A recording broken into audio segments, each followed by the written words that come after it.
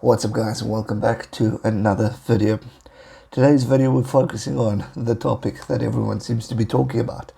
The one that gets people boiled up.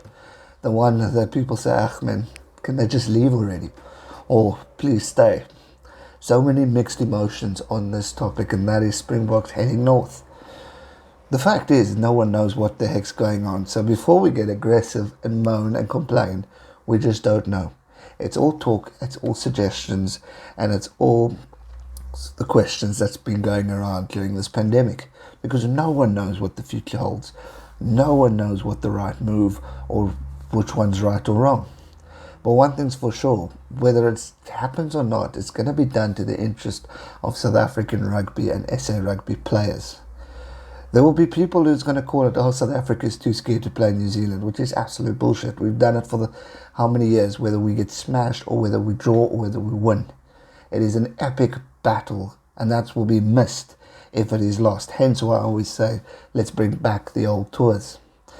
Go over to Europe. Well, breaking history of the Six Nations, South Africa aren't worthy, blah, blah, blah. There's so much talk, but no matter what is discussed, people always find the negative in every single aspect. But we don't look at the positives. What are the positives if South Africa leave the Sanzo? Pacific Islands get included. Australia and New Zealand can develop a new strategy in order to benefit the game for themselves and include the teams like I mentioned, as well as maybe Japan. What are the benefits for South Africa? Players do not leave the country. Players stay in South Africa and continue their career playing provincial rugby and then hopefully international. The economy strengthens for sport in South Africa, which is something we need very badly. Time zones. We're an hour behind, and when clocks change, it's 2 hours behind. It suits us. Yes, we're going to travel long distances to get to Europe and all that stuff, and they'll need to work out different ways and how to implement the game.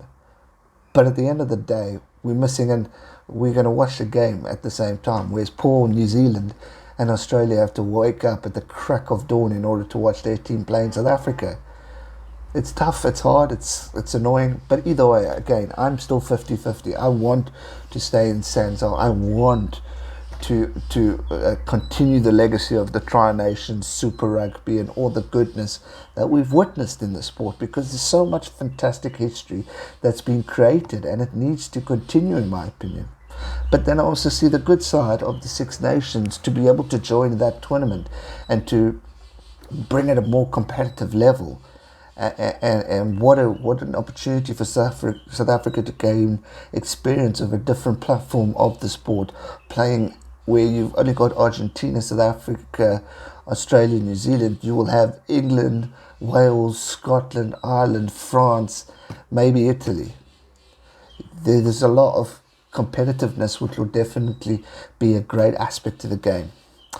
Steyn has said, with the re-election of Bill Beaumont as World Rugby chairman, there's so much talk of the global calendar and the financial ruin brought on by COVID-19 pandemic. These feel like seminal days for the sport. South Africa sits in a fascinating position, even amongst all this shit that's going on in the world. We have phenomenal talent within this country, and the love of the game is growing stronger and stronger by the day, by the month, by the year.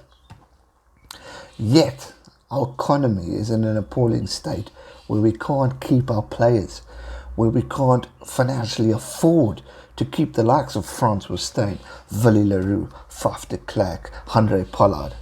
They go overseas to earn a better income because that's the opportunity that they see for their future. So there's all this talk of abandoning, but either way, it's an opportunity that Rassie Erasmus, as director of South African rugby, needs to make this decision of what he's going to do. He's still got his feelers all the way in Europe. He's part of the boards. That's why it's such an important part. He wouldn't still be a part of Europe if he wasn't thinking of this procedure. You've currently got Cheetahs and Kings. Add another good team, or add more provincial teams. But for me, keep it both distances. Keep within South Africa, for the South and the North. If we can get the best of both worlds, take it. But when the time comes, we'll have to wait and see what happens. But I don't want to see us leaving the amazing opportunities that we've built with Australia and New Zealand. But I do want to see change. And that change is up to World Rugby. Let me know your thoughts in the comment section down below. It's an interesting topic. It causes a lot of debate. It causes a lot of frustration. But it also allows us to think of what might be the best for the sport. Give it a like, give it a thumbs up, subscribe if you're new, if you want to be a member, hit the join button, and I'll see you guys real soon for another one. Stay safe and never give up. Cheers.